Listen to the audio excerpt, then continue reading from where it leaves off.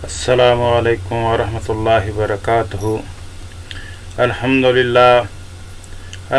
للہ وکفا والصلاة والسلام علی عبادہ الذین اصطفیٰ، اما بعد فاعوذ باللہ السمیع العلیم من الشیطان الرجیم۔ قال اللہ تعالی فی القرآن المجید والفرقان الحمید، وَتَرَكْنَا بَعْضَهُمْ يَوْمَئِذٍ يَمُوجُ فِي بَعْضٍ وَنُفِخَ فِي الصُّورِ جَمَعْنَاهُمْ جَمْعًا۔ اما بعد، ہر قسم کے حمد و ثنا، کبریائی، عظمت، بزرگی، برتری اور بڑائی اللہ احکم الحاکمین، احسن الخالقین کے لیے، جو فقط اکیلا اس ساری کائنات کا داتا، حاجت روا، مشکل کشا، بکڑی بنانے والا، اولاد دینے والا اور رزق عطا کرنے والا ہے۔ انگنت اور لا تعداد درود و سلام ہو حبیب کبریا احمد مجتبی جناب محمد رسول اللہ صلی اللہ علیہ وآلہ وسلم کی ذات اقدس و مقدس پر، کہ جنہوں نے اپنی زبان مبارک سے فرما دیا انا خاتم النبیین لا نبی بعدی۔ حضرات گرامی قدر، قادیانیت وہ کلٹ ہے، یہود و نصارہ کی طرف سے پروان چڑھایا گیا وہ پودا ہے، ان کا خود کاشتہ وہ پودا ہے جسے ریئل اسلام، حقیقی اسلام کے نام پر پروان چڑھایا گیا، اور اس کے مقاصد یہ تھے کہ اسلامی تعلیمات جو ہیں ان کو مکمل طور پر مسخ کر دیا جائے اور متبادل ایک ایسا ڈھانچہ تشکیل دیا جائے جو نہ صرف پورے دین کا حلیہ بگاڑ دے بلکہ وہ ایک غلامی کو پروان چڑھائے، اس کو عروج دے کہ ہمیشہ عیسائیوں کے، یہودیوں کے غلام رہنا ہے۔ اگر ہم قادیانیت کا مطالعہ کرتے ہیں تو کبھی لیلۃ القدر کی معنوی تحریف کی جاتی ہے، کبھی دجال کی معنوی تحریف کی جاتی ہے، کبھی یجوج ماجوج کا نقطہ نظر کچھ اور پیش کیا جاتا ہے، اور کبھی قیامت کی دیگر علامات کے بارے میں رد و بدل کیا جاتا ہے۔ آج میں آپ کے سامنے مرزا غلام احمد قادیانی کی تحریف قرآن کے حوالے سے جو بات پیش کرنے لگا ہوں وہ یہ ہے کہ اللہ تعالیٰ نے قرآن کریم میں واضح طور پہ فرمایا ہے وَتَرَكْنَا بَعْضَهُمْ يَوْمَئِذٍ يَمُوجُ فِي بَعْضٍ وَنُفِخَ فِي الصُّورِ فَجَمَعْنَاهُمْ جَمْعًا، کہ اور اس دن ہم ان کے بعض کو چھوڑیں گے کہ بعض میں ریلا مارتے ہوں گے اور سور میں پھونکا جائے گا تو ہم ان کو جمع کریں گے، پوری طرح جمع کرنا۔ اللہ تعالیٰ نے قرآن کریم میں اس سور کا ذکر، کرناہ کا، نرسنگے کا ذکر ایک مقام پر نہیں بلکہ کئی اور مقامات پر بھی کیا ہے۔ آئیے دیگر مقامات پر بھی ہم دیکھتے ہیں کہ اللہ تعالیٰ اس کا ذکر کرتے ہوئے کیا فرماتے ہیں۔ اللہ تعالیٰ سورہ یاسین کے اندر بھی فرماتے ہیں وَنُفِخَ فِي الصُّورِ فَإِذَا هُمْ مِنَ الْأَجْدَاثِ إِلَىٰ رَبِّهِمْ يَنْسِلُونَ، فرمایا اللہ تعالیٰ نے اور سور میں پھونکا جائے گا تو اچانک وہ قبروں سے اپنے رب کی طرف تیزی سے دوڑ رہے ہوں گے۔ حضرات گرامی قدر، ان کا قبروں سے نکل کر دوڑنا یہ صرف یہیں پر ذکر نہیں ہے بلکہ اللہ تعالیٰ نے اس کا تذکرہ سورہ المعارج کے اندر بھی کیا ہے۔ فرمایا یوم یخرجون من الاجداث سراعا کأنہم الی نصب یوفضون، فرمایا جس دن وہ قبروں سے تیز دوڑتے ہوئے نکلیں گے جیسے وہ کسی گاڑے ہوئے نشان کی طرف دوڑے جا رہے ہیں۔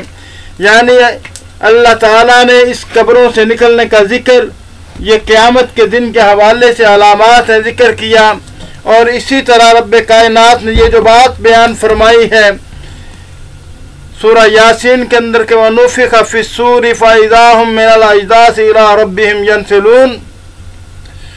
حضرات گرامی قدر، یہ بات ذہن نشین کر لیجئے जब सूर में दूसरी दफा फौंका जाएगा तो अचानक सब लोग अपनी कब्रों से निकलकर अपने रब की तरफ दौड़ रहे होंगे, जैसा कि मैंने अभी सूरा अल-मारिज की आयत पढ़ करके आपके सामने पेश किया। नाज़रीन, सूर में फौंके जाने के बारे में मुख्तलिफ आरा पाई जाती हैं। कुछ अहबाब इसको 3 बार कहते हैं, कुछ 2 बार कहते हैं। हकीकत तो यही है कि सूर में 2 बार फौंका जाएगा, जैसा कि अल्लाह ताला ने कुरान करीम में सूरा नमल के अंदर भी बयान फरमाया, व यौम युनफखु फिस्सूरी फफज़िया मन फिस समावाति व मन फिल अर्ज़ि इल्ला मन शाअल्लाह व कुल्लुन आतौहु दाखिरीन। फरमाया रब्बे कायनात ने, और जिस दिन सूर में फौंका जाएगा तो जो भी आसमानों में है और जो ज़मीन में है घबरा जाएगा, मगर जिसे अल्लाह ने चाहा, और वो सब अल्लाह के पास जलील होकर आएंगे। यानी ये एक ऐसा सख्त तरीन दिन होगा कि जब सूर में फौंका जाएगा तो हर एक घबराया हुआ नजर आएगा। सही बुखारी के अंदर अहादीसुल अंबिया में भी ये रवायत मौजूद है। इसी तरह दीगर अहादीस की कुतुब के अंदर ये रवायात मौजूद है इस हवाले से। तो सुनिए, अल्लाह ताला ने ये जो जिक्र किया है कि सूर में फौंका जाएगा, तो इसका मकसद, इसका मानी, इसका मफहूम यही है कि जब सूर में एक करनाह और नरसिंगा है जिसके अंदर फौंका जाएगा और लोग वहाँ से निकलेंगे, जैसा कि रब्बे कायनात ने सूरा अनआम के अंदर भी फरमाया है। फरमाया वहुवल्लज़ी खलक़स समावाति वल अर्ज़ बिल हक़्क़ि व यौम यक़ूलु कुन फ़यकून क़ौलुहुल हक़्क़ु व लहुल मुल्कु यौम युनफ़ख़ु फ़िस्सूरि आलिमुल ग़ैबि वश्शहादति व हुवल हकीमुल ख़बीर। फरमाया, और वही है जिसने आसमानों और ज़मीन को हक के साथ पैदा किया, और जिस दिन कहेगा कुन यानी हो जा, तो फ़यकून बस वो हो जाएगा। उसकी बात ही सच्ची है और उसी की बादशाही होगी। जिस दिन सूर में फौंका जाएगा, गैब और हाजिर को जानने वाला है, और वही कमाल हिकमत वाला और पूरी खबर रखने वाला है। हज़रात गिरामी कदर, सोचिए, देखिए कि वहुवल्लज़ी खलक, यानी अल्लाह ताला ही ने ज़मीन व आसमान को पैदा किया है, लेकिन बेमकसद और खेल के लिए नहीं, बल्कि हक यानी खास मकसद के लिए पैदा फरमाया। वो मकसद क्या है? अल्लाह ताला ने ज़मीन व आसमान की तख्लीक का मकसद बयान करते हुए फरमाया, लियब्लुवकुम अय्युकुम अहसनु अमला, कि ताकि वो तुम्हें आजमाए कि तुम में से कौन अमल में से ज़्यादा अच्छा है। और फिर फरमाया वमा, इंसान और जिन की तख्लीक का तज़किरा करते हुए कि वमा खलक़तुल जिन्ना वल इंसा इल्ला लियअबुदून, कि और मैंने जिन्नों और इंसानों को नहीं पैदा किया मगर अपनी इबादत के लिए। यानी अल्लाह ताला ने जो इस ज़मीन और आसमान को पैदा किया तो लोगों को आजमाने के लिए कि कौन उनमें उसमें अच्छे अमल करता है ज़मीन के अंदर, और इंसान और जिन्नों को पैदा किया कि वो अल्लाह की इबादत करें। फिर रब्बे कायनात ने फरमाया, मा फिस समावाति व मा फिल अर्ज़ि जमीअम मिन्हु, और उसने तुम्हारी खातिर जो कुछ आसमानों में है और कुछ ज़मीन में है सबको अपनी तरफ से मसख्खर कर दिया। और फरमाया हुवल्लज़ी खलक़ लकुम मा फिल अर्ज़ि जमीआ, वही है जिसने ज़मीन में जो कुछ भी है सब तुम्हारे लिए पैदा फरमाया है।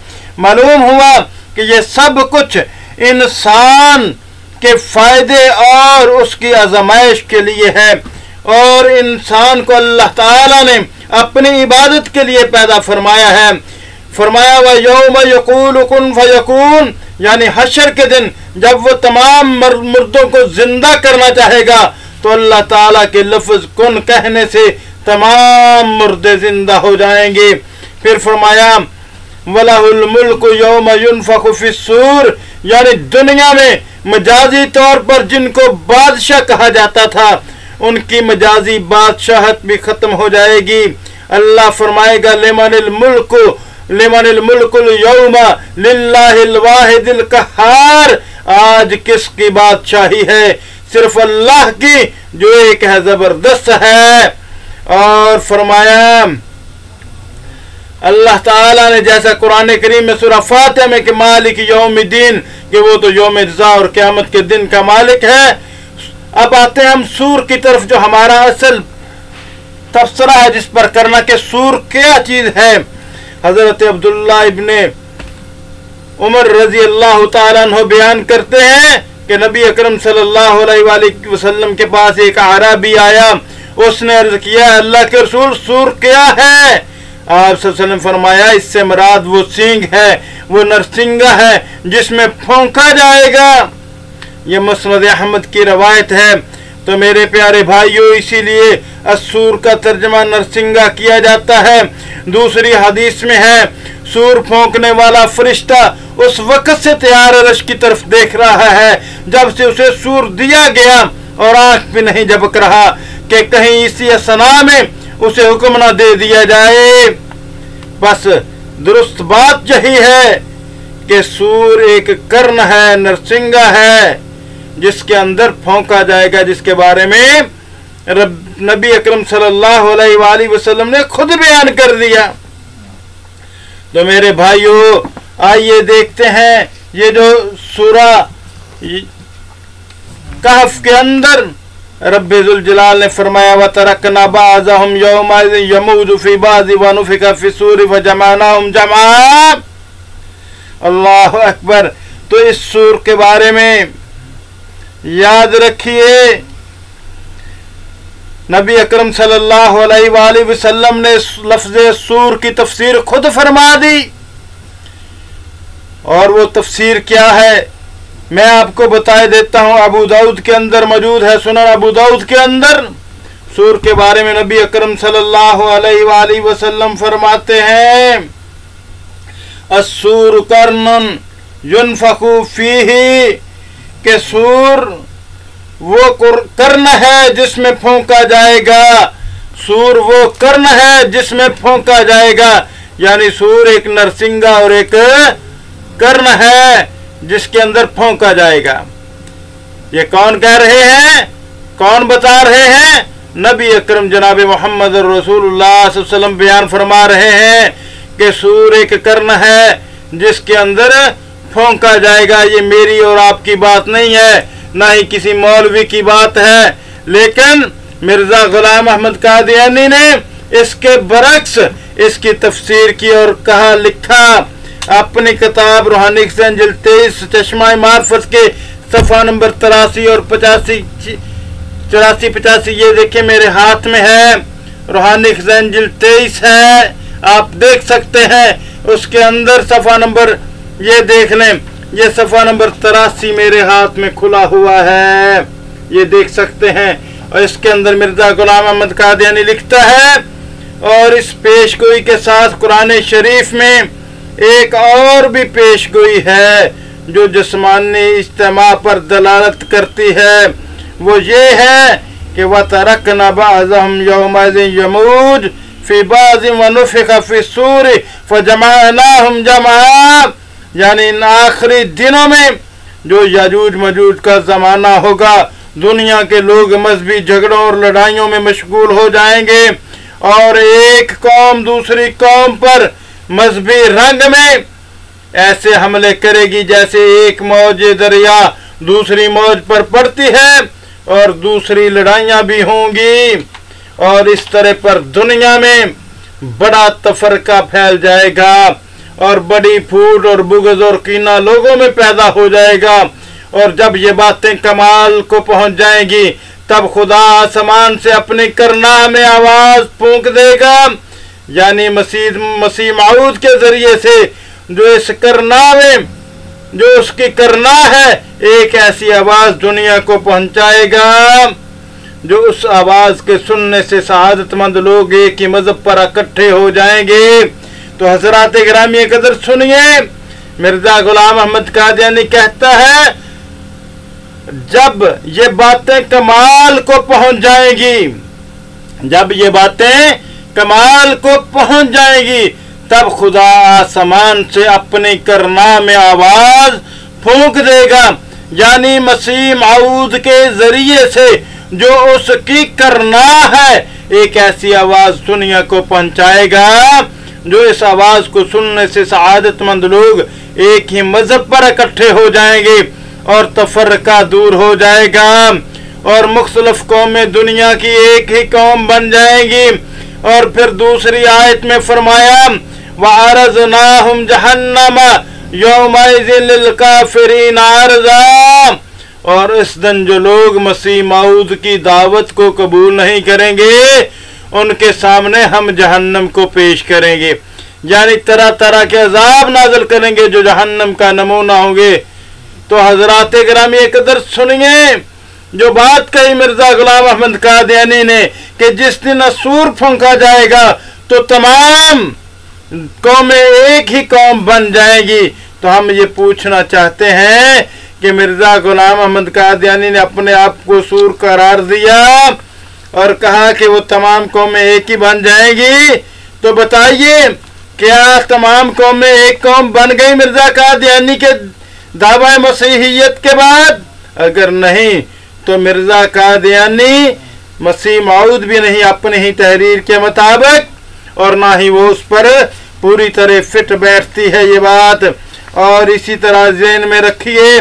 फिर आगे मिर्जा गुलाम अहमद कादियानी लिखता है और फिर फरमाया अल्लज़ीना कानत आयुनहुम फी गिताइन अन ज़िक्री व कानू ला यस्ततीऊन समआ। और फिर कहता है यानी वो ऐसे लोग होंगे कि मसीह मऊद की दावत और तबलीग से उनकी आंखें पर्दा में रहेंगी और वो उसकी बातों को सुन भी नहीं सकेंगे और सख्त बेजार होंगे, इसलिए अजाब नाजिल होगा। इस जगह सूर के लफ्ज से मराद मसीह मऊद है। लीजिए जनाब, इस जगह सूर के लफ्ज से मराद मसीह मऊद है, क्योंकि खुदा के नबी उसकी सूर होते हैं, यानी करना जिनके दिलों में वो अपनी आवाज फूंकता है। तो हजरात गिरामी कदर मैं ये पूछना चाहता हूँ कादियानियों से कि नबी अकरम सल्लल्लाहु अलैहि वसल्लम तो फरमाया कि सूर एक कर्ण एक नरसिंगा है जिसके अंदर फरिश्ता फूंक मारेगा और दूरी दुनिया के लोग जो है वो कब्रों से निकल करके आ जाएंगे, जैसा कि कुरान करीम में भी इस बारे में बयान हुआ।